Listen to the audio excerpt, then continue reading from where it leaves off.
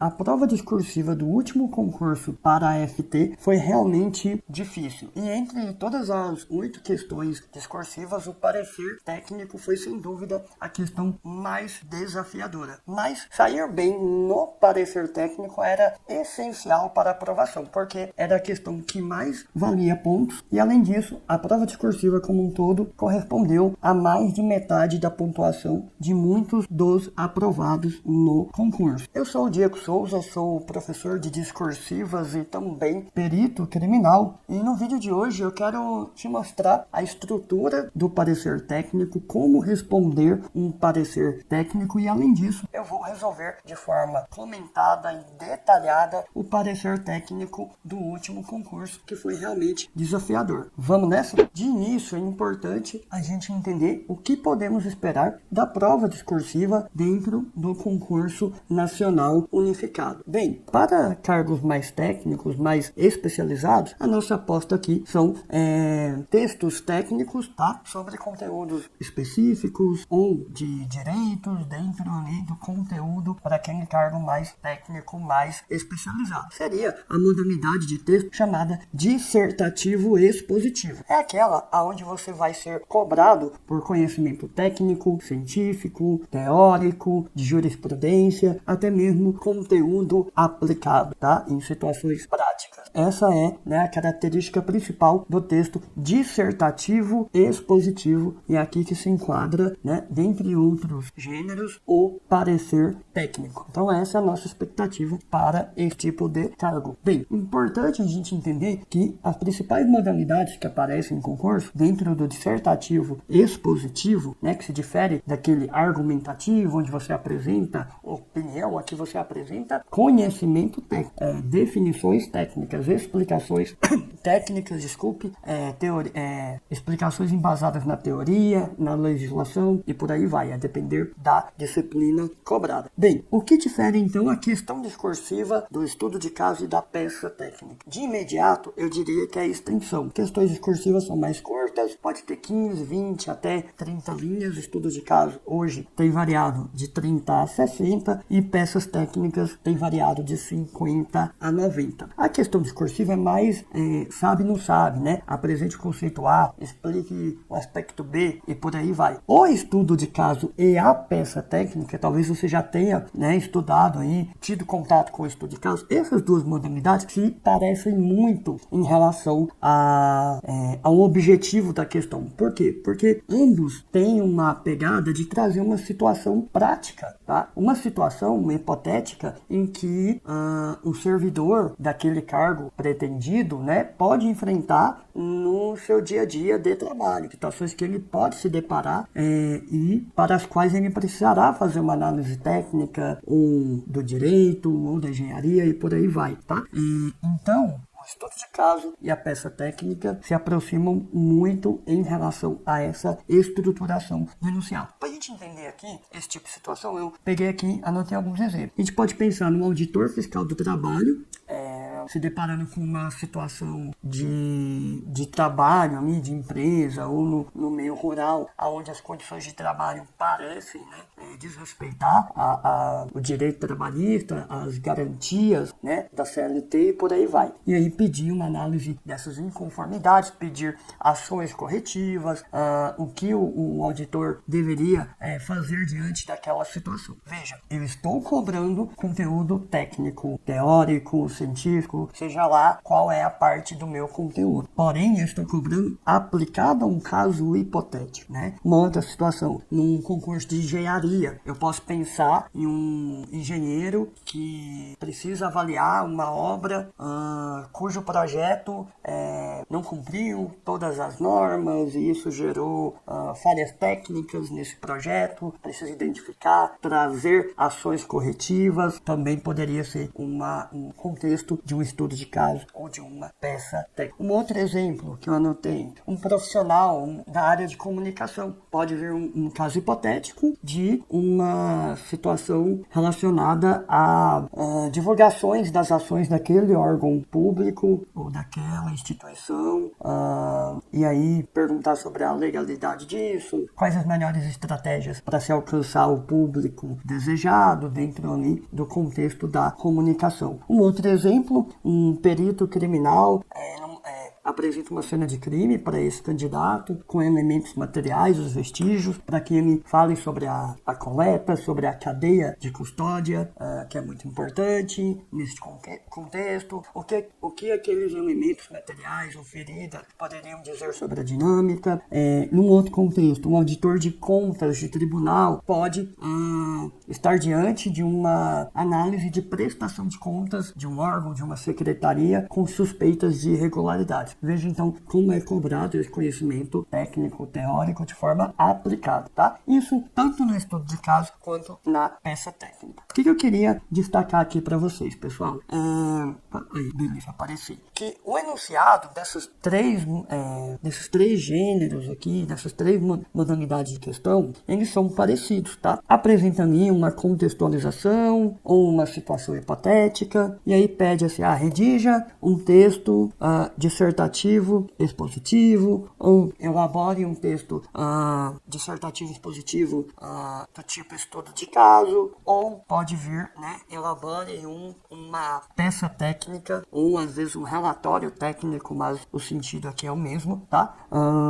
Analisando o contexto apresentado, em geral isso aqui aparece essa parte do contexto aparece no estudo de caso e na peça técnica, tá? Abordando de forma justificada os seguintes aspectos. Aí vem aspecto A, B, C. Na peça técnica pode vir mais aspectos, o D, o E, né? 4 ou 5, porque você vai ter mais linhas para desenvolver cada um destes aspectos, beleza? Então vamos agora para o que interessa. Vamos agora que a gente entendeu o que esperar no CN1, vamos de fato entender a estrutura da peça técnica. Bem, eu imagino que muitos de vocês já se depararam, já tiveram contato com o estudo de caso, ou eventualmente no seu, né, no seu concurso pode aparecer o estudo de caso ou a peça técnica. Então o que eu vou fazer? Como o estudo de caso é mais comum, eu reviso aqui a estrutura do estudo de caso e ensino por analogia. Vai ser muito fácil, uma vez revisado o estudo de caso, entender a estrutura da peça técnica. Beleza? Então olha só, no estudo de caso a gente vai ter a seguinte estrutura. Nós vamos ter os parágrafos de desenvolvimento que vão servir para responder de forma objetiva cada um dos aspectos solicitados no enunciado, que são esses aqui, ó. Aspecto A, B e C. Então eu vou dedicar, né? Se fossem 4, seriam 4 parágrafos de desenvolvimento. Diego, eu posso usar mais de um parágrafo para um aspecto? Pode, se ele for muito extenso, se você tiver linhas suficientes para tanto, tá?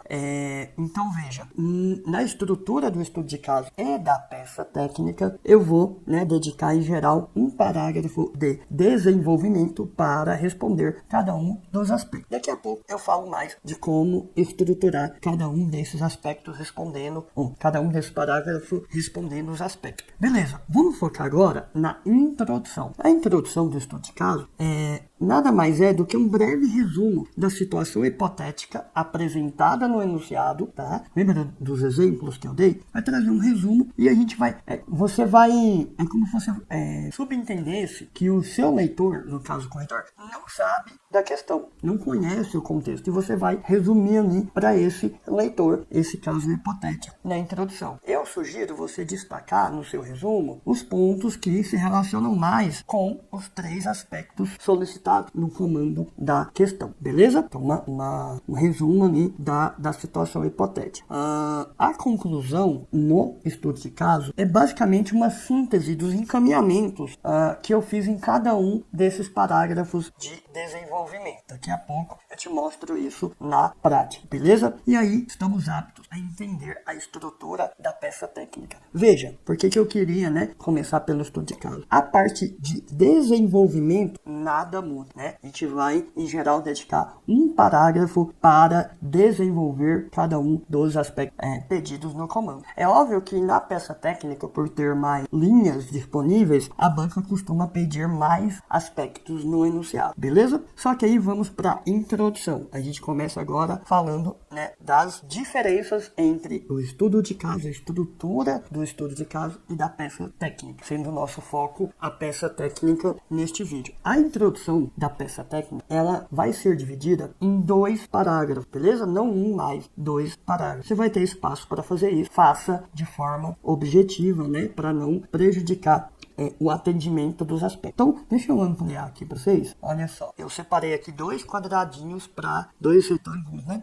Para a introdução. O que a gente vai fazer, né? Aqui era um breve resumo da situação hipotética. No estudo de caso, o primeiro parágrafo da introdução, você vai trazer algo do tipo, ó. Trata-se de peça técnica, um relatório ou parecer, vai depender do caso. Trata-se de parecer de natureza técnica,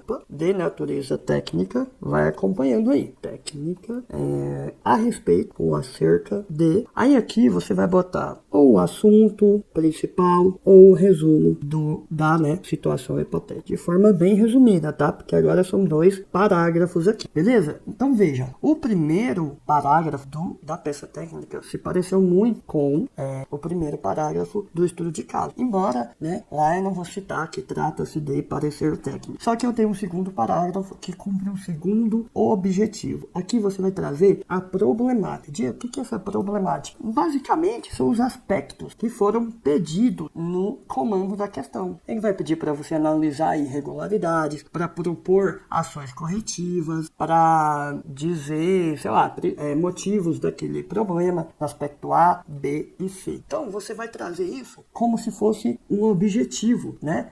E de fato é o seu parecer da sua peça técnica. Então, acompanha comigo aqui. O que você vai fazer, então, nesse segundo parágrafo aqui da peça técnica? Você vai botar algo do tipo, vamos lá, segundo parágrafo. Neste contexto, a gente pode botar diante dos fatos, neste contexto, só um articulador aqui, né, para dar essa coerência, essa coesão. E aí você vai dizer, faça algo do tipo, faça necessário, ou você pode dizer, este relatório tem como objetivo, né, faça necessário a análise técnica, por exemplo, se for técnico, né, você pode botar à luz da legislação trabalhista, à luz das normas de segurança, depende ali do contexto, né, análise técnica, e aí você vem parafraseando os aspectos. Aspecto 1, né? Vamos ver como é que a gente chama. Acho que foi aspecto A, B, né? Mas vamos botar aqui. Primeiro aspecto, segundo aspecto, terceiro aspecto. Vai parafrasear, beleza? Então veja, não é difícil cumprir esses 2 parágrafos aqui de introdução da peça técnica. Basta lembrar da função do primeiro parágrafo, que é, né, dizer, ó, isso aqui é um parecer técnico, uma peça técnica a respeito do assunto tal, a respeito da situação tal. No segundo, você vai dizer, ó, diante dos fatos, neste contexto, faz-se necessário avaliar isso, que é o aspecto, aquilo outro, que é o outro aspecto, aquilo outro, e por aí vai. Você menciona tudo que você vai avaliar, né, neste seu parecer técnico. É como se fosse ali o objetivo do seu parecer, beleza? E aí vem o desenvolvimento, que é como no estudo de caso, e vem a conclusão. A conclusão tem uma diferença também. No estudo de caso, ela é facultativa. Quando o espaço é curto, é preferível desenvolver todos os aspectos, tá? E de repente até sacrificar a conclusão. No estudo de caso. Na peça técnica, não. A conclusão é obrigatória, beleza? Conclusão é obrigatória. Não esqueça. Outra diferença no estudo de caso, a conclusão, você faz um resumo ou parafraseia o que você encaminhou em cada parágrafo de desenvolvimento. Na peça técnica, no parecer técnico, não. É diferente. Aqui, você vai se posicionar. Peraí, Diego, você falou que aqui é texto expositivo. Posicionar é argumentativo. Não. Aqui a gente vai se posicionar tecnicamente. A gente vai concluir. Ainda que não seja categórica a sua conclusão, caso os elementos materiais, os dados fornecidos não sejam conclusivos sobre uma infração legal, sobre uma inconformidade, sobre uma situação de corrupção, por exemplo, né? não dê total materialidade para aquele crime, estou supondo aqui diferentes contextos. Você pode dizer, olha, conclui-se que há indícios, ou há evidências, ou você pode de fato concluir que há de fato, que ocorreu de fato aquela irregularidade, aquela ilegalidade. É nesse sentido que você vai se posicionar, porque no parecer técnico é necessário, quem escreve em geral é de um cargo técnico, é necessário ele se posicionar, concluir aquele relatório, aquela peça técnica. E aí você encaminha, normalmente, esse parecer para uma análise superior. E aí você fechou seu parecer, a sua peça técnica. Então vem aqui comigo na tela, olha só. Parágrafo de conclusão, como é que a gente vai compreender então? Você vai botar algo aqui, ó, algo do tipo, diante do exposto, ou diante do exposto e analisado, depende ali da quantidade de espaço que você tem, conclui-se, eu vou até botar em outra cor para vocês não esquecer, conclui-se, mantendo a linguagem impessoal, tá pessoal? Então veja, aqui você vai se posicionar e aí você vai apresentar a sua conclusão, beleza? E aí depois de apresentar a sua conclusão, vai botar aqui por final, submete-se, não coube, né? Peraí, submete-se, este parecer ou este relatório vai depender, né, de cada um, né, ou esta peça, então submete-se então, vou botar aqui um articulador de conclusão, submete-se então esta peça ou este relatório ou este parecer de natureza técnica à análise superior. E ponto, passou a régua, pode entregar nessa estruturação que vai ser na parte de estruturação, nota 10 na sua peça técnica. Vamos agora olhar com lupa os parágrafos de desenvolvimento, tanto do estudo de caso quanto do parecer técnico, que vão cumprir a mesma função e terão aí uma estruturação semelhante. Veja, eu posso enxergar esses parágrafos para simplificar, né, para sistematizar a sua estruturação, eu posso enxergá-los em 3 partes bem claras, tá? Isso não quer dizer períodos, tá, pessoal? Não quer dizer frases, não. 3 partes, tá? 3 coresinhas, vocês vão ver nas nossas respostas, né, para questões discursivas, essas cores mostrando essas 3 partes. A primeira é a gente apresentar o aspecto. Galera, é muito importante, seja na questão discursiva, estudo de caso ou parecer técnico, você iniciar o seu parágrafo de desenvolvimento apresentando o aspecto pedido lá no comando da questão. Ou seja, você vai dizer para o corretor o que você vai responder naquele parágrafo. Isso é muito importante porque facilita a correção que é feita por comparação. Então, primeiro ele vai buscar a resposta ao primeiro aspecto, que deve ser o seu primeiro parágrafo de desenvolvimento, depois do segundo e por aí vai. Então, responda na ordem que esses aspectos foram solicitados. É uma outra dica para vocês. Mas, dentro do parágrafo, inicie o seu parágrafo o quanto antes, já apresente ali no primeiro período, de preferência na primeira linha, o aspecto solicitado lá no comando que você vai responder naquele parágrafo. Você pode copiar parte do aspecto, pode parafrasear, não há problema nisso, é natural que isso aconteça, sobretudo com termos específicos, técnicos, tá? É tranquilo você copiar o aspecto aqui para dentro da parte inicial do seu parágrafo. Uma segunda parte do seu parágrafo é a parte mais importante, que a gente chama aqui de argumento. Não é argumento de opinião, é argumento técnico aqui no texto expositivo. É aqui que você vai de fato ganhar nota. É aqui que você de fato vai responder ao que está sendo perguntado pela banca na questão. Então aqui o argumento seu vai ser a apresentação de uma definição, de uma explicação, vai ser trazer exemplos que ilustram aquele aspecto. Você pode fazer uma citação de uma lei, de um autor, de uma literatura, tá? Isso tudo dentro do argumento. Diego, eu só posso usar um tipo de argumento? Não, pode usar mais de um. Mas cuidado, se te pedem uma definição, pelo menos um argumento seu precisa ser a apresentação de uma definição com as suas palavras. Não precisa lembrar na íntegra dessas definições, tá? Então, se pediu a definição, o conceito, defina, né? Defina com as suas palavras. Diego, mas nesse caso eu não posso exemplificar? Pode, depois de definir. Você vai obrigatoriamente definir, que foi pedido isso, e depois você pode trazer exemplos. Do mesmo modo que se te pede exemplos de determinada coisa na questão, você é obrigado a trazer exemplos, tá?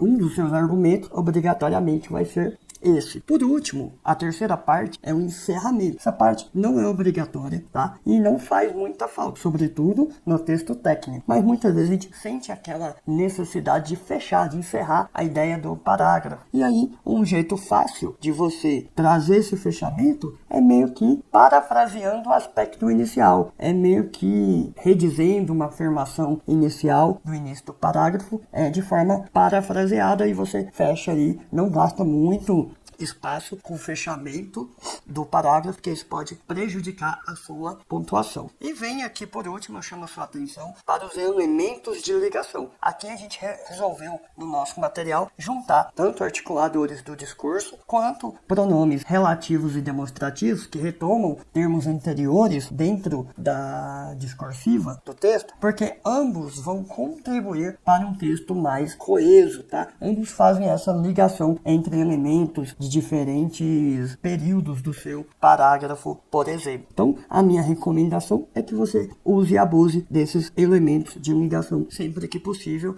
Coloque um aqui entre os períodos do seu parágrafo, beleza? Lembrando, essas três partes aqui não significa necessariamente divisão em períodos, beleza? Então essa é a estruturação, não tem erro. Receita de bolo para você seguir em cada parágrafo do desenvolvimento da sua peça técnica e do seu estudo de caso. Vamos então para a análise e resolução do parecer técnico do último concurso para a FT.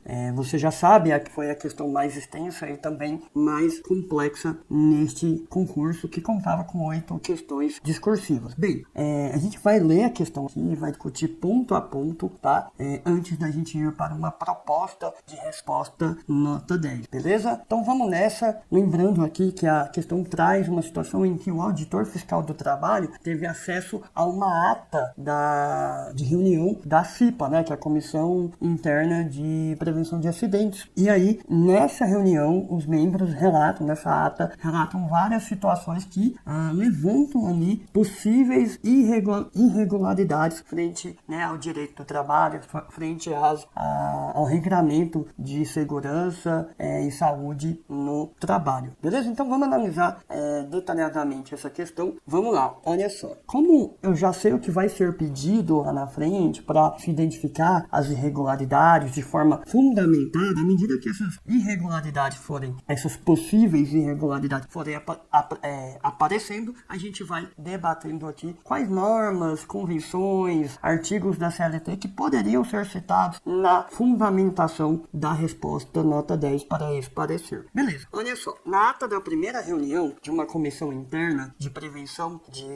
acidentes, CIPA, recentemente empossada em uma construtora de médio porte, foram registrados os seguintes fatos. Então vamos ao primeiro fato registrado pela CIPA. Os programas de condições e meio ambiente de trabalho na indústria da construção civil referentes aos 3 canteiros de obra da construtora eram exatamente iguais, tendo sido o primeiro assinado por engenheiro de segurança do trabalho e os outros 2 por técnico de segurança do trabalho, apesar de a destinação e a fase das obras serem bem distintas. Galera, olha isso aqui. Isso aqui é um claro, né, diz respeito à NR18, que se dedica ali a questão da segurança do trabalho no contexto da construção civil. E ele queria que eu citasse aqui, obviamente, a NR18. A NR18 diz que Programa de Gerenciamento de Riscos, isso mesmo, que o PGR, né, o Programa de Gerenciamento de Riscos, ele precisa se adequar a cada obra e a etapa que está essa construção. Então veja, né, então isso aqui já está em desacordo. Além disso, né, há restrição,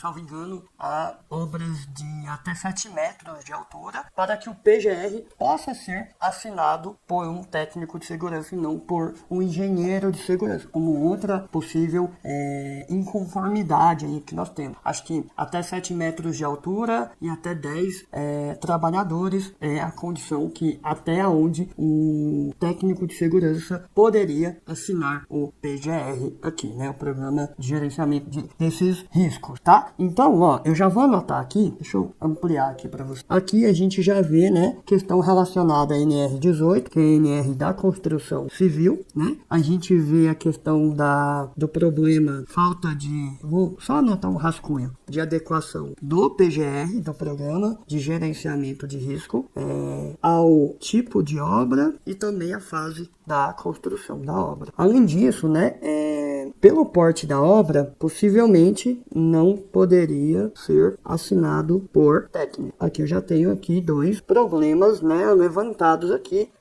sobretudo aqui na NR18, mas certamente como o PGR, né, ele faz parte ali da segurança e saúde dos trabalhadores, isso aqui também acaba, né, desrespeitando aí uma importante convenção da OIT, que é a Convenção 155, que versa sobre, de modo mais amplo, sobre segurança e saúde dos trabalhadores. Então veja, eu precisava ir identificando, analisando e já pensando nas possíveis NRs que a gente poderia citar, as convenções, artigos da CLT e por aí vai. Vamos aqui para o segundo ponto deste enunciado. Recentemente, a empresa contratou mulheres como serventes de obra, tendo várias delas reclamado do excesso de peso que tinham que carregar. Então veja, é bom a gente ir anotando essas informações importantes. E uma que sofria de lombalgia apresentou atestados médicos relacionados a problemas na coluna. Ela já tinha, né, apresentado esse problema, tendo sido o primeiro deles de 3 dias, após os quais a mulher retornou ao trabalho. Após 10 dias de trabalho, a mesma servente apresentou um novo atestado. Veja a reincidência, mostrando ali possivelmente algo crônico relacionado à atividade ali, de carregamento de peso.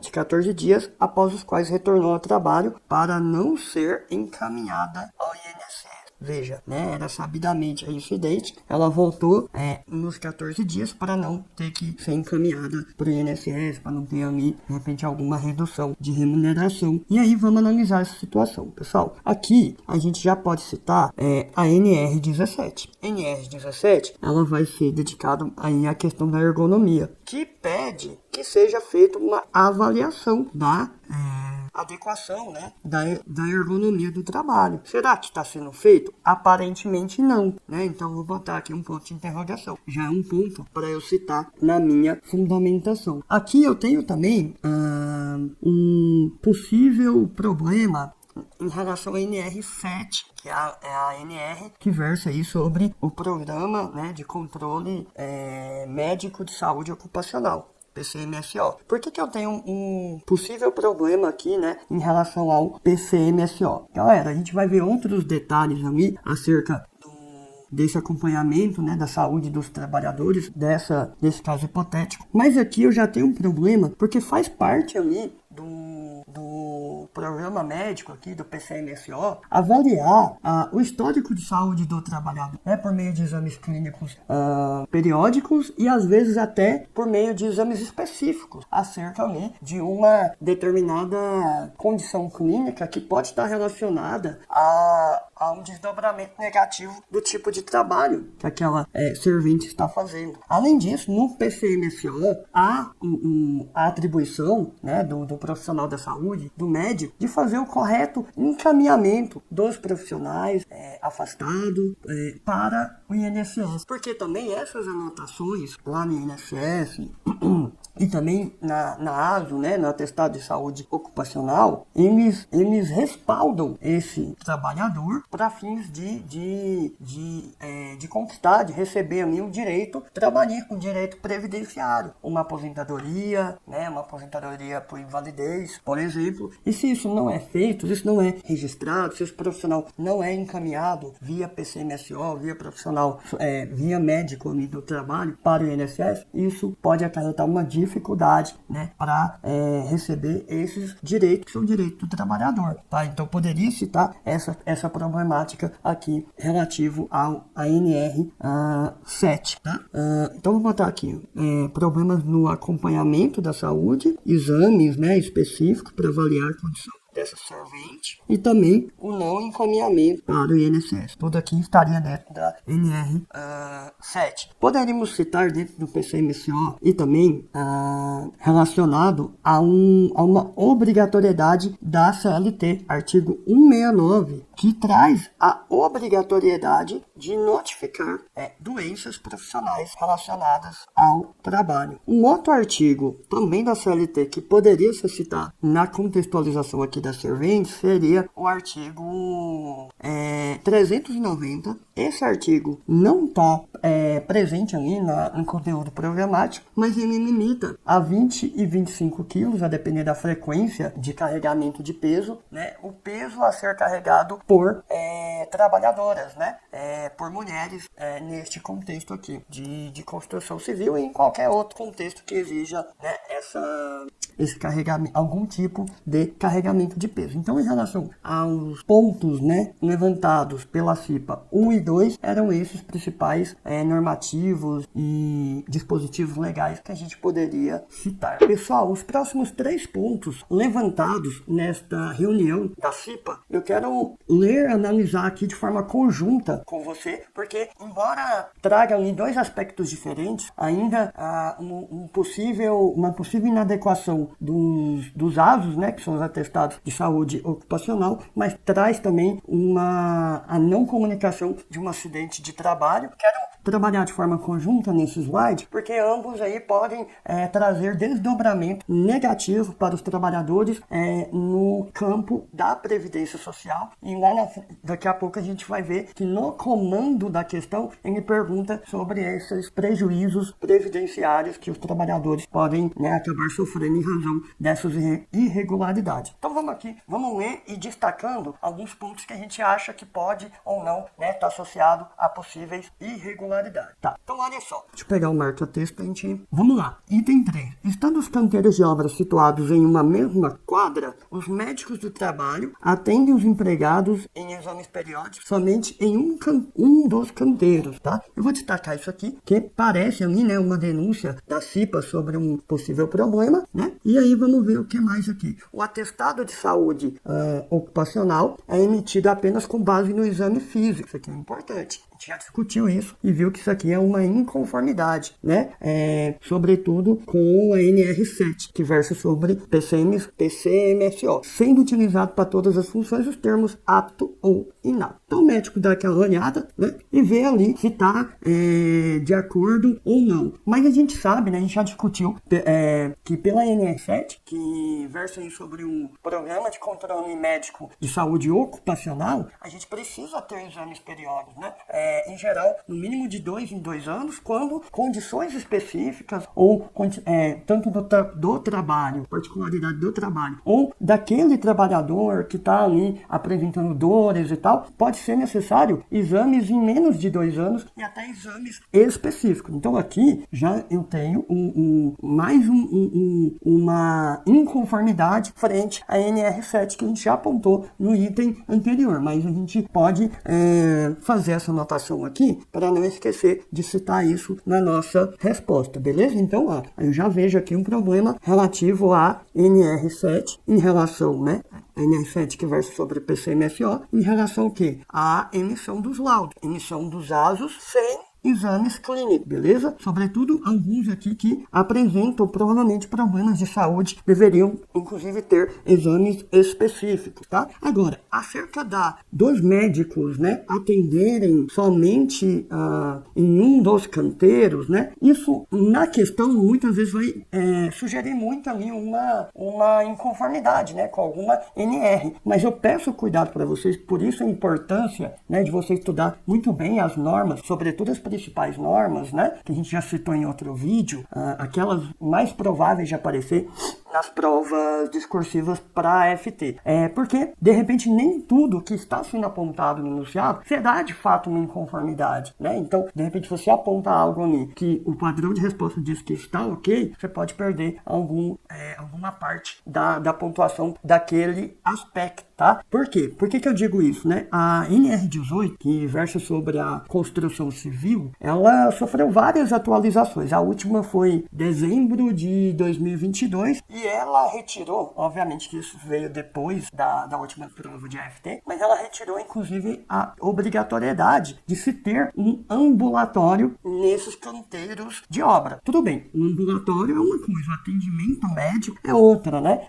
Mas assim, não é obrigatório ter um ambulatório. Isso poderia ser citado? Poderia. Mas o fato aqui é em relação ao atendimento médico ali, para a emissão do ASO. E aí veja o que é a NR4, né? Que é a NR que trata do serviço ali especializado em engenharia e medicina do trabalho, o SESMIT. Veja o que traz aqui. Eu trouxe aqui uma transcrição para a gente avaliar juntos aqui, para ver o que traz ela. Olha só. Para fins de dimensionamento, os canteiros de obras e as frentes de trabalho com menos de 1.000 trabalhadores, que deve ser a situação de cada canteiro, né, e situados na mesma unidade da federação, ou seja, no mesmo estado, né, não são considerados como estabelecimentos, mas como integrantes da empresa de engenharia principal responsável, a quem cabe organizar os SESMIT. Então veja, ele está dizendo, olha, não precisamos considerar cada canteiro de obras como um empreendimento, né, como uma empresa separada. E nesse caso aqui, os canteiros estão numa mesma quadra, o que facilita ainda mais, né, esse acesso a esse atendimento. Vamos continuar aqui, ó. Para fim de aplicação do item anterior, os engenheiros de segurança do trabalho, os médicos do trabalho e os enfermeiros do trabalho podem ficar centralizados. Veja, né, eu posso centralizar a questão do engenheiro de segurança, do médico do trabalho e do enfermeiro. Então não teria problema eles estarem ali, a unidade onde, né, o recinto ali preparado para esse atendimento estar em um só dos canteiros, né? Agora, óbvio que a parte do técnico de segurança, da inspeção, do uso de equipamento de proteção individual, faz parte ali, né, das atribuições do SESMIT, aí não, aí de fato eu preciso, né, ter uma capilaridade maior. É o que traz aqui, ó, no item B. Veja, o dimensionamento para os técnicos de segurança do trabalho e auxiliares técnicos de enfermagem do trabalho deve ser feito por canteiro. Agora sim, né, por canteiro de obra ou frente de trabalho, conforme o anexo 2, aí ele vai trazer, né, outros detalhes lá no anexo 2. Mas o importante aqui é a gente notar que aparentemente não temos nenhuma irregularidade nesse ponto. Isso aqui está só para confundir o candidato, beleza? Indo adiante, né, vamos continuar na leitura aqui da nossa ata de reunião da CIP. Em episódio recente, um pedreiro que rebocava a parede externa do 10º andar sentiu-se mal e somente não caiu do andaime porque estava preso ao cinto. Então, ó, esse cara teve uma vertigem ali, não sei se foi em razão da altura, né? E aí, ao verificar a ASO desse pedreiro, a gente, né, o pessoal da CIPA observou, né, que ele estava apto para a função. Veja, pessoal, vem aqui comigo. Óbvio, pode ter sido um caso isolado? Pode, mas assim, é mais um indício, tá, de que está sendo inadequada a avaliação médica periódica realizada dentro do PCMSO, realizada pelo médico do trabalho, que é quem tem esta atribuição. É mais um indício, né, de que esses ASOs não estão sendo corretamente preenchidos, que não está sendo solicitado e realizado exames clínicos periódicos desses trabalhadores. Beleza? Então, só reforço aqui um ponto aí da NR7, né,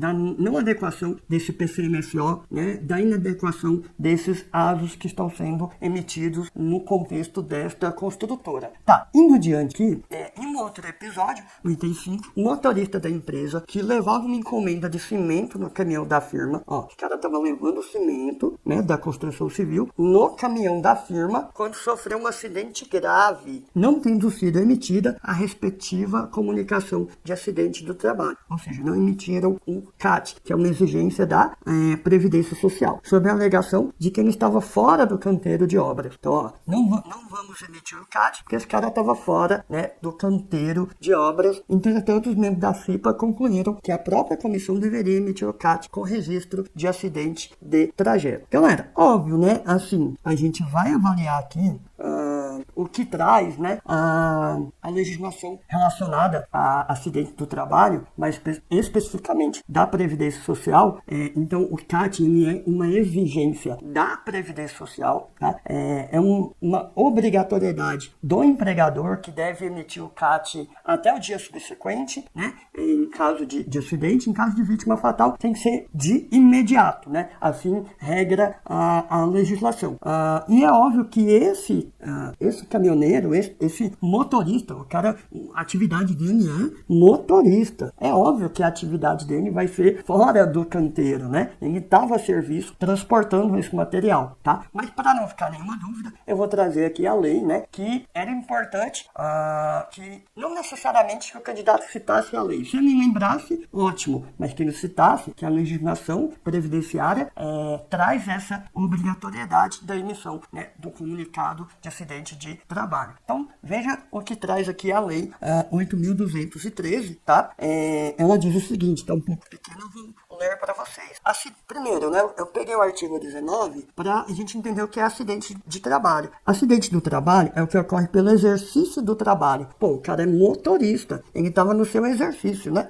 A serviço da empresa ou de empregador doméstico, ou pelo exercício do trabalho dos segurados, referidos, tarará. Mas o que importa é esse começo, exercício do trabalho a serviço da empresa. Era o caso do motorista. O que traz o artigo 22 dessa lei? A empresa ou empregador doméstico deverão comunicar o acidente do trabalho à Previdência Social até o primeiro dia útil seguinte ao da ocorrência, em caso de morte, de imediato. Então veja, o empregador tinha a obrigação aqui de cometer uma infração aqui administrativa que é punível com multa. Em caso de reincidência, pode ser aplicado até 3 vezes o valor dessa multa. Então eu tenho sim um problema aqui, né, de emissão desse CAT que eu devo apontar pelo comando da questão. A gente já vai ver, eu preciso apontar na minha resposta. Então a gente vai anotar aqui para não esquecer na hora de estruturar a nossa resposta. Então, problema aqui, né, na emissão, que na verdade foi uma omissão, né, do CAT, que é uma obrigação exigida pela Previdência Social. E aí, galera, veja só, vem aqui comigo.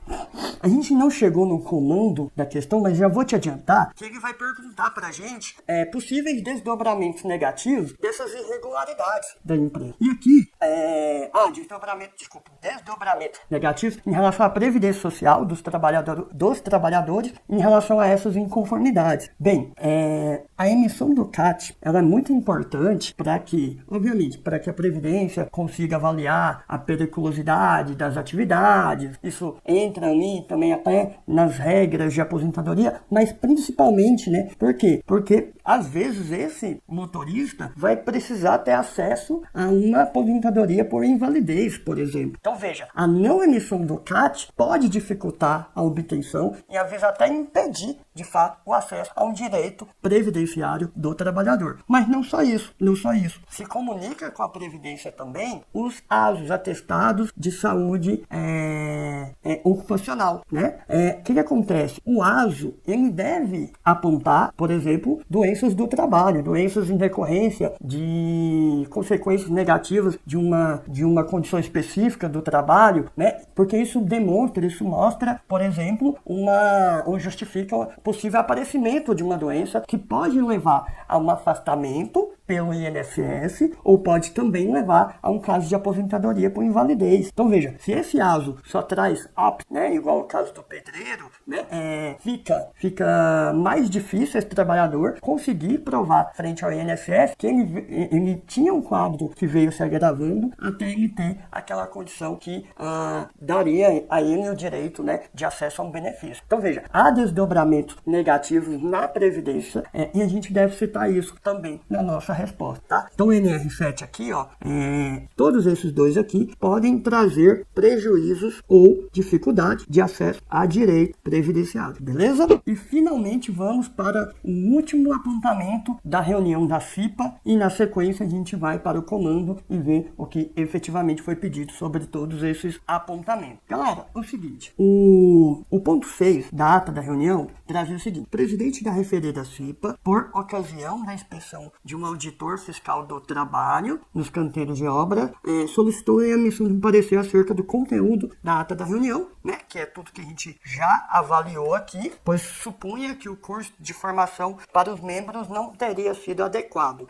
Então, curso de formação para os membros da CIPA. Bem, então, aonde que a gente teria que recorrer? A ANR, para depois comentar isso, né? De novo a NR5, então a NR muito importante para vocês, a NR que versa aí sobre a CIPA, a formação da CIPA, a estabilidade dos membros da CIPA, e lá também traz, né, a exigência de treinamento para a CIPA. E aí esse treinamento precisa conter alguns itens, alguns assuntos obrigatórios, como identificação de riscos ali no trabalho, que mais? Esses membros têm que ser treinados em relação à prevenção de acidentes, a gente poderia mencionar isso para responder um dos aspectos do comando, princípios de higiene e segurança do trabalho, que mais?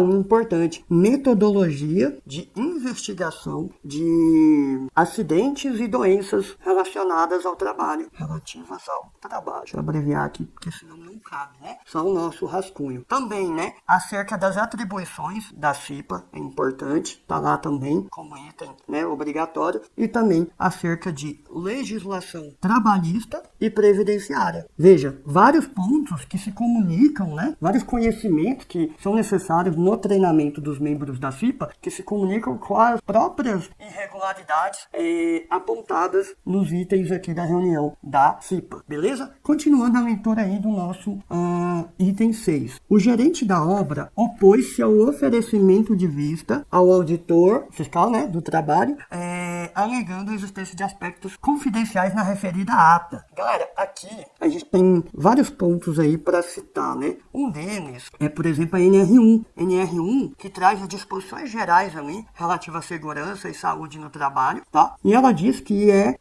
obrigação, tá? Obrigação do empregador conceder acesso aos auditores fiscais do trabalho, né? No momento ali de uma fiscalização a informações e documentos referentes à saúde e segurança e também medicina, né?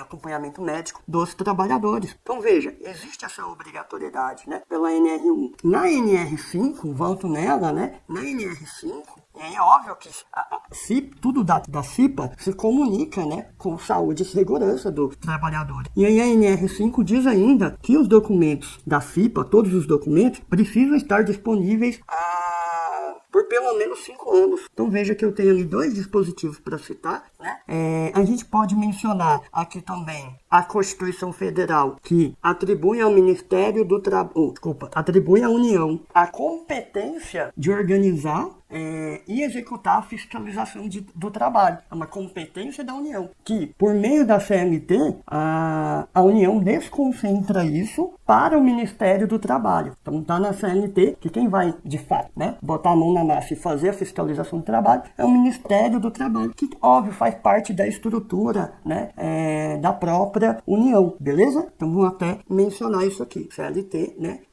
desconcentra da União para o Ministério do Trabalho.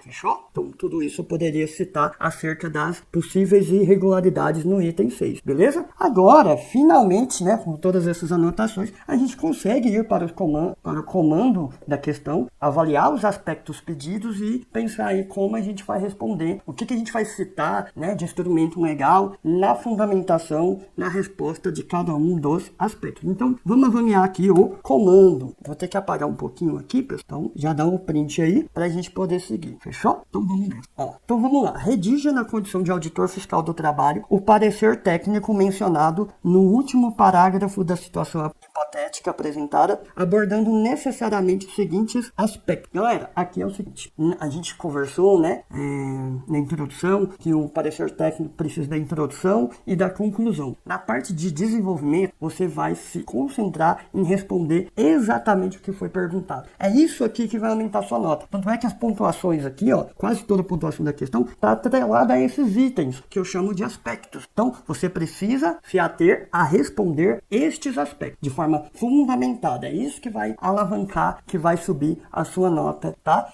Então, se concentre em responder o que foi pedido. Dizer o que não foi pedido só vai atrapalhar, vai ser ruído e vai diminuir o espaço, que eu diria que é até curto, tá? Para responder tudo que ele pediu e para citar todos os instrumentos legais, os artigos, as normas regulamentadoras que a gente debateu até. Então vamos nessa, vamos ver o que ele pediu para a parte de desenvolvimento. Primeiro, possíveis irregularidades referentes à segurança e saúde do trabalhador. Então veja, aqui a gente vai citar ali a questão da ergonomia, do excesso de carga para as trabalhadoras, né, que a gente discutiu, com toda aquela fundamentação que a gente veio anotando. A gente vai trazer ali deixa eu ver, mais um ponto de segurança. Deixa eu voltar aqui nos slides para não esquecer de nenhum, foi demais. Então, a questão do PGR, né, do Programa de Gerenciamento de Risco, que estava duplicado para todos os canteiros, a gente vai citar. Esse é um problema sério de segurança, porque esse PGR, ele tem um objetivo, ele visa a segurança dos trabalhadores, né? Tudo isso vai estar mais relacionado aí à questão da segurança, né?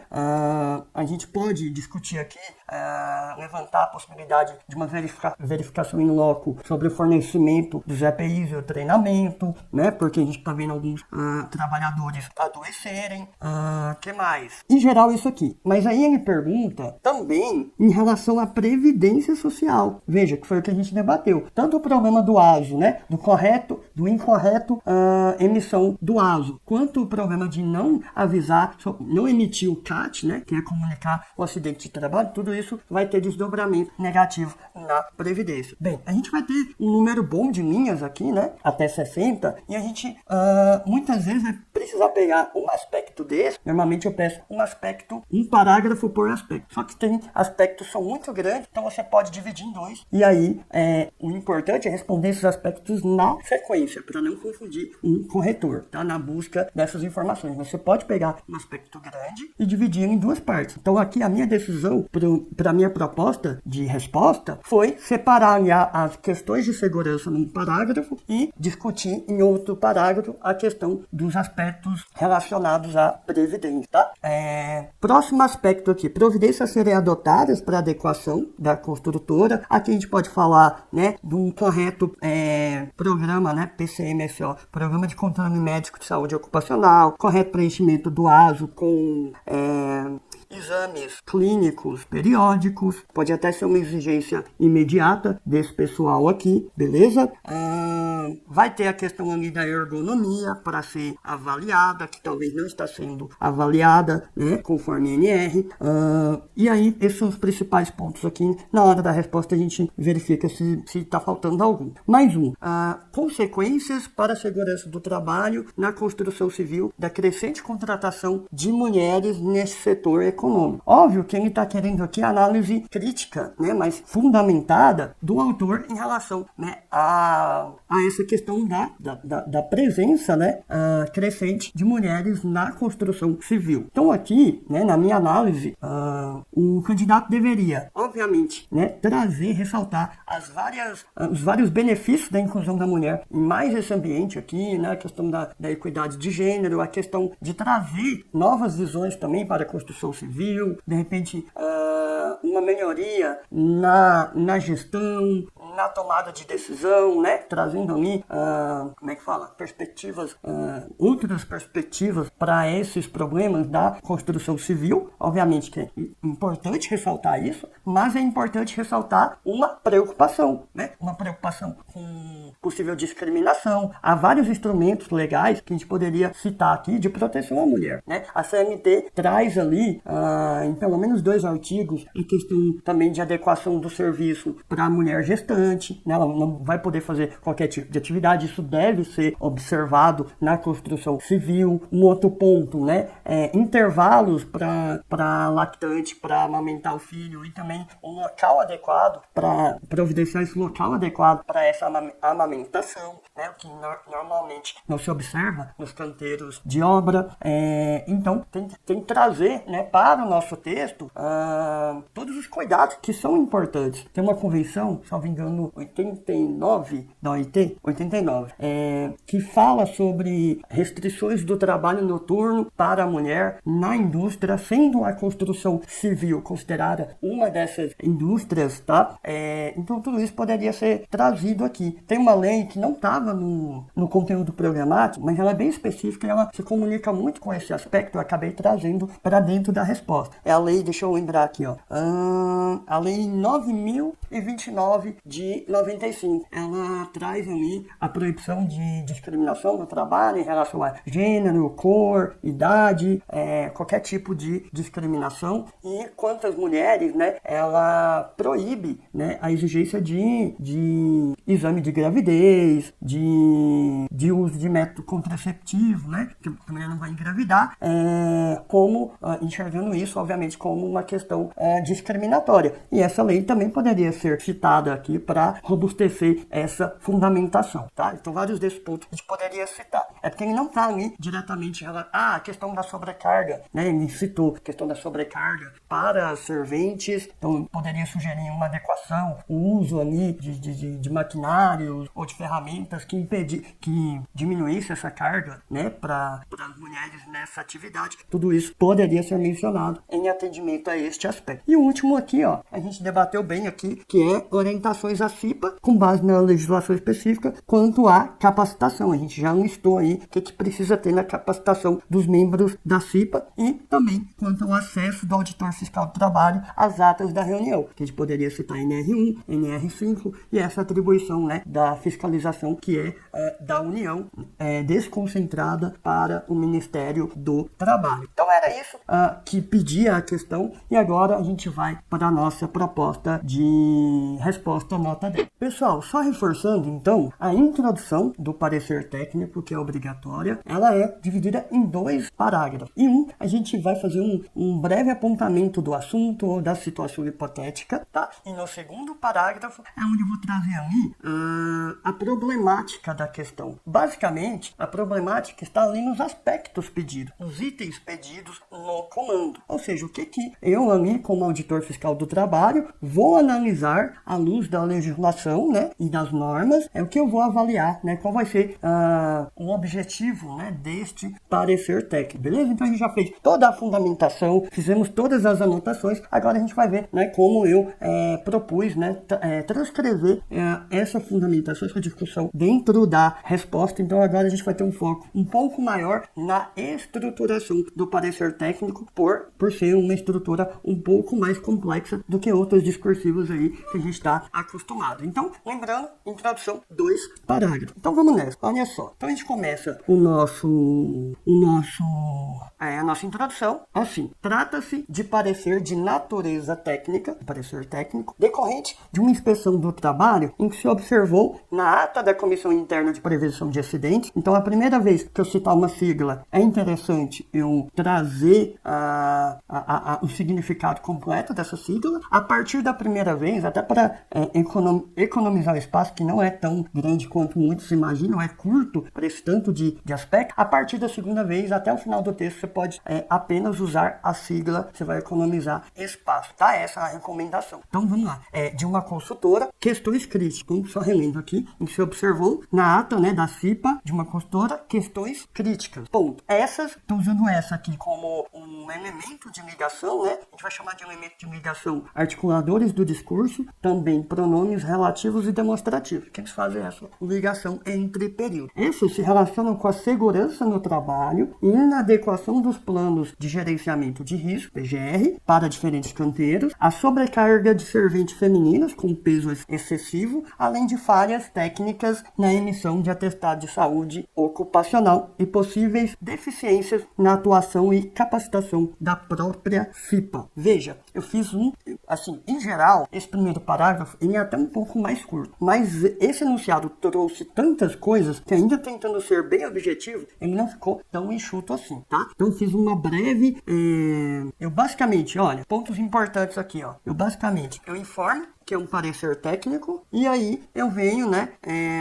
e trago um resumo do assunto ou da situação hipotética. Essas duas funções principais desse primeiro parágrafo. E aí vamos lá. Neste contexto, eu poderia, diante dos fatos, tá, botei aqui como um elemento de ligação. Neste que vai melhorar a minha coerência. Neste contexto, emerge a necessidade de uma análise criteriosa à luz da legislação trabalhista vigente. Veja, embora eu esteja aqui redigindo como auditor fiscal do trabalho, eu preciso usar uma linguagem impessoal, tá? Que é a característica dos textos dissertativos. Então, emerge a necessidade de uma análise criteriosa à luz da legislação trabalhista vigente, das políticas, dos procedimentos e práticas de segurança do trabalho adotados pela construtora. Assim, este parecer, aqui deveria estar azul, né? Este parecer visa apontar possíveis irregularidades. Aqui fica um bizu importante. Na hora de você trazer o possível objetivo do seu parecer técnico, basta você parafrasear os itens, os aspectos do comando. Por quê? Porque você já deixa claro também para o leitor o que você vai trabalhar no seu desenvolvimento, ou seja, você vai responder os pontos que foram perguntados, os aspectos solicitados no comando. E foi o que eu fiz aqui.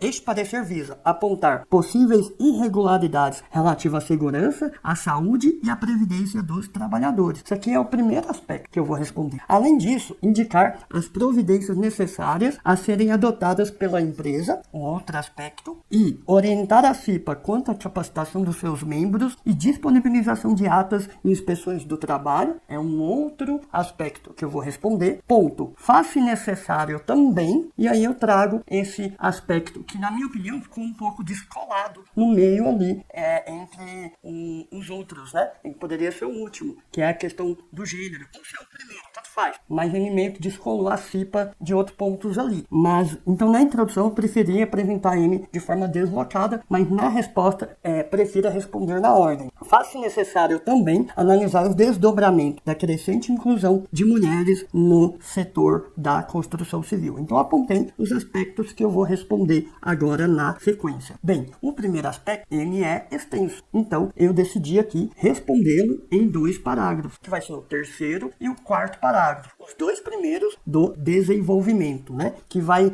versar sobre possíveis irregularidades referentes à segurança e à saúde do trabalhador e à previdência social, descritas na ata. Para fins de organização, eu preferi fazer o seguinte: possíveis irregularidades referentes à segurança e à saúde, eu joguei mais para o terceiro parágrafo e discuti um pouco melhor os efeitos negativos na previdência social dos trabalhadores no quarto parágrafo, tá? Só para fins de organização. Então vamos lá, respondendo a primeira parte do meu aspecto. Os relatos descritos em ata de reunião da CIPA são sugestivos de que estão ocorrendo múltiplas, aí aqui fica o bizu, tá vendo que tá em amarelo? Estou apresentando o aspecto. Então, tente já no começo do parágrafo, já mostrar para o examinador, para o corretor, o que você vai responder naquele parágrafo. E eu fiz isso aqui a partir da segunda linha, veja, né? São sugestivos de que estão ocorrendo múltiplas irregularidades relativas às normas de segurança e saúde do trabalhador, bem como questões previdenciárias. Ponto. Então, até aqui eu apresentei o aspecto. Eu disse pro cara, olha, eu vou responder sobre isso agora. E aí vamos. Primeiramente, elemento de ligação, a invariabilidade dos PGRs, ou seja, dos programas de gerenciamento de risco, entre canteiros de obra distintos, já que a NR18 exige sua adequação às especificidades e às fases distintas da obra, cuja exigência se ancora na Convenção da Organização Internacional do Trabalho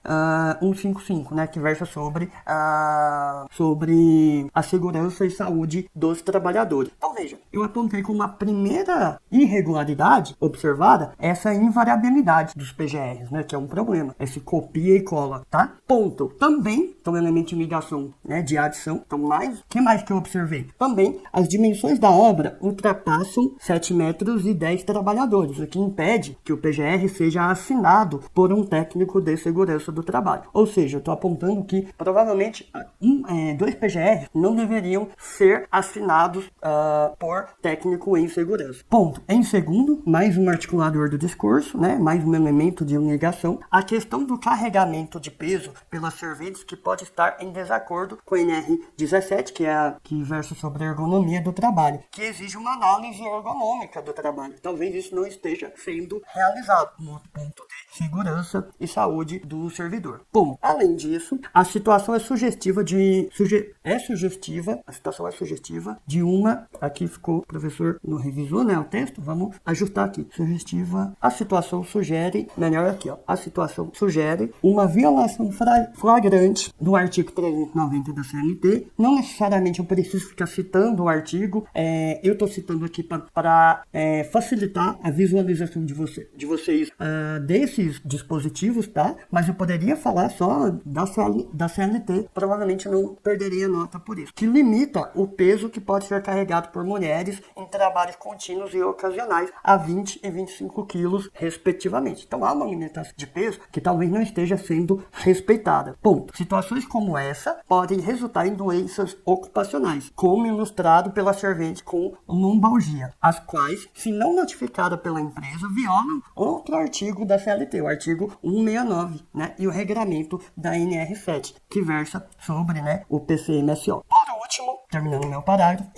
inconformidades em relação à NR6 quanto ao fornecimento de EPI e treinamento relativo à sua utilização devem ser melhor investigadas. Então, veja, eu não tenho total certeza, né, de que isso não está ocorrendo, mas achei por bem, como se eu estivesse respondendo como candidato, apontar, né, uma possível uma necessidade de investigar melhor essa questão do fornecimento e treinamento de uso dos EPI. Fechou? E aí, a gente continua respondendo o nosso aspecto, né?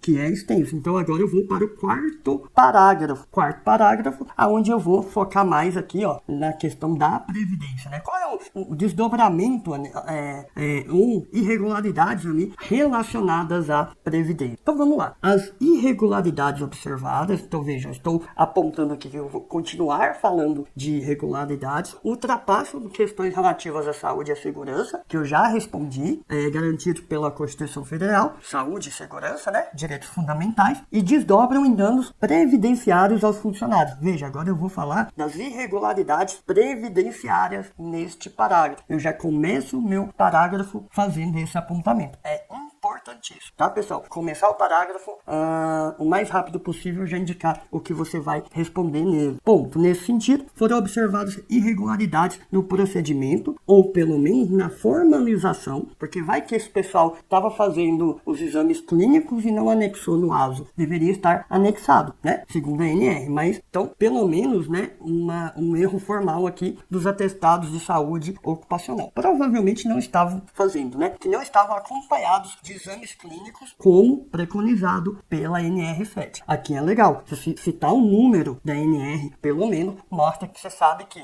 essa previsão do ASO, do PCMSO, está dentro da NR7, tá? Exames esses requeridos pelo menos a cada 2 anos, se doenças profissionais ou decorrentes de condições especiais de trabalho, não, pulei uma linha, desculpa, pelo menos a cada 2 anos, se as condições de trabalho e clínicas não exigirem um período mais curto, tá? Então, no mínimo de 2 em 2 anos. Bom, vale ressaltar ainda que doenças profissionais ou decorrentes de condições especiais de trabalho devem ser notificadas conforme artigo 169 da CLT, e também a NR7 diz isso, que tem que ser anotado essas condições clínicas, tá? Então vejam aí um claro desrespeito, né, à legislação trabalhista. Continuando, além disso, o caso do pedreiro, lembrando, o cara no alto teve uma vertigem, uma tontura, né, que experimentou vertigens, reforça a hipótese de uma análise ocupacional inadequada e a falta de indicação de restrições no ASO do trabalhador. Lembra que para esse caso específico estava como apto, né? Então provavelmente não está tendo um bom acompanhamento médico desses trabalhadores. Talvez, né, o médico nem está avaliando esses funcionários, só está lá preenchendo o ASO e botando apto. Vai saber, né? Ponto. Também há infração na não emissão do CAT, que é a comunicação de acidente de trabalho, exigido pela Previdência Social, já que, estando transportando materiais para a construtora, o evento é classificado como acidente de trabalho e deveria ser comunicado até o primeiro dia útil subsequente, conforme estabelecido pela Lei 8.213. Então veja, eu mostro aqui, ó, isso aqui, a situação do motorista que carregava cimento é um acidente de trabalho e deveria ser comunicado, tá? Nesse sentido, a inobservância dos requisitos e das análises clínicas na elaboração dos ASOs e a omissão em relação ao CAT são infrações ou irregularidades, né, que podem resultar prejuízos aos funcionários no âmbito da Previdência Social. Isso porque a falta desse histórico pode dificultar ou até mesmo impedir o acesso aos benefícios devidos, como auxílio-doença e aposentadoria por invalidez. Por último, para fechar o nosso parágrafo, que já está bem extenso, é importante destacar que as possíveis irregularidades podem afrontar também convenções da OIT. E aí eu cito a Convenção 155 da Segurança e Saúde dos Trabalhadores e a 161, que está relacionada a serviços de saúde do trabalhador. Está bem alinhado aqui a questão do ASO. Beleza? Conseguiu pegar aí como a gente poderia, né, responder de forma completa o primeiro aspecto da questão? Pessoal, para não ficar muito extenso o nosso vídeo, né, como a gente discutiu toda a fundamentação ponto por ponto do enunciado, tá? Eu vou, depois desse slide, pular direto para um parágrafo de conclusão, que é um pouquinho diferente, né? A gente falou da introdução, de como fazer o desenvolvimento, eu quero mostrar e discutir um pouquinho a conclusão. Mas você pode ter acesso à resposta completa, né, desse parecer técnico, a todos os outros aspectos que eu respondi, por meio de um link na descrição desse vídeo. Você vai baixar o nosso e-book que a gente dedicou para esse parecer técnico, né, com a resposta completa, toda fundamentada, comentada, você vai conseguir baixar aqui, beleza? No final desse vídeo. E se você chegou até aqui, tenho certeza que o vídeo está ajudando bastante, então eu peço para você, deixa o like nesse vídeo, né, para dar uma força aí para o nosso canal, se inscreva no canal, ative o sininho também para ficar por dentro aí de vários outros vídeos aí que a gente deve lançar e outros já disponíveis de preparação para o cargo aí de auditor fiscal do trabalho, beleza? Então vamos nessa, continuar a nossa resposta. Vamos então para o 10º parágrafo deste parecer técnico, que é a nossa conclusão, o fechamento do nosso parecer técnico, que no parecer técnico, diferente do estudo de caso, é obrigatório. No estudo de caso é facultativo, tá? Depende do espaço que você tem. Bem, vamos lembrar que na conclusão do parecer técnico, eu preciso me posicionar tecnicamente, eu preciso concluir tecnicamente, não é opinião, é a minha decisão técnica com base, né, nos pontos identificados, nas irregularidades identificadas e na fundamentação legal e normativa apresentada, tá? Por isso que ainda estamos aqui dentro da modalidade dissertativo e expositivo, né? A gente vai se posicionar tecnicamente, beleza? E aí tem uma estrutura mais ou menos pré-definida para você seguir, né, e fechar aí fazer a conclusão de qualquer parecer técnico. Veja só, você pode iniciar sua conclusão e gerar da seguinte forma: diante do exposto e analisado, aqui é bom ter uma vírgulazinha, à luz da legislação trabalhista, conclui-se que estou concluindo que há fortes indícios de desrespeito à legislação trabalhista e normativas aplicáveis nos canteiros de obra da construtora inspecionada. Veja, eu digo que há fortes indícios, beleza? Até porque boa parte da nossa discussão foi realizada em cima de uma ata, né? Mas, obviamente, que a gente tem que dar ali fé aos membros da CIPA. Bom, considerando que a vida, a saúde e a segurança no trabalho são direitos fundamentais previstos no texto constitucional, aqui eu quis dar uma reforçada, né, nessa interdisciplinariedade na minha resposta, puxando aqui, né, a Constituição Federal, a importância, né, do cuidado com a saúde e segurança do trabalhador, sugere. Então veja, em geral, o parecer técnico é um profissional técnico que vai encaminhar esse parecer, esse relatório técnico para um superior, tá? Por isso que a gente, em geral, vai sugerir, né, encaminhamentos para um superior. Então vamos lá, sugere-se a notificação da empresa e a realização de uma segunda visita após o prazo definido para adequação. Por quê? Porque aqui, segundo a NR, salvo engano, 28, da fiscalização, né, a gente precisa confirmar numa segunda visita a manutenção de uma irregularidade para daí fazer a multa, lavrar a multa multar aquela empresa, né? O auto de infração, beleza? Então, aqui eu estou sugerindo uma segunda visita após o prazo estipulado para esta adequação. Essa adequação foi apontada no desenvolvimento. Era um dos aspectos pedidos, tá? Na resposta completa, vocês vão visualizar essa parte também. Bom, essa que é a empresa, deve ser cientificada da necessidade da adoção de um conjunto de providências abrangentes. Então, veja, isso aqui se relaciona com os aspectos do enunciado. Então, precisa de providências abrangentes em caráter de urgência, a fim de zelar pela saúde e segurança dos seus funcionários. Ponto. Aí você vai terminar, em geral, o seu parecer técnico dessa forma. Submete-se, então, articulador de conclusão, submete-se, então, este parecer de natureza técnica à análise superior. Fechou? Pode fechar a sua provinha e entregar. Vai ser nota 10 no parecer técnico. Beleza? Espero que eu tenha ajudado aqui, né, com essa resolução detalhada, né, e fundamentada dessa questão que foi realmente desafiadora. Ela comprou muitos, talvez dezenas de dispositivos legais ou normativos dentro de uma única questão, né, o que mostra a real necessidade de vocês se prepararem bem para a prova discursiva. Pessoal, eu gostaria de lembrar que essas estratégias de análise são parte, né, uma parte pequena do nosso preparatório completo aí para o cargo de auditor fiscal do trabalho, que conta aí com uma equipe de professor multidisciplinar para cobrir todas as disciplinas deste concurso, todos eles trazendo boas apostas em questões inéditas, comentando questões dos concursos anteriores, trazendo toda a estratégia de estruturação para você, de como você vai gabaritar essa discursiva, a parte de organização textual, do uso de articuladores, o que o corretor vai buscar em seu texto. Tem muita coisa, não vou detalhar aqui, no slide aí tá as principais ferramentas, né?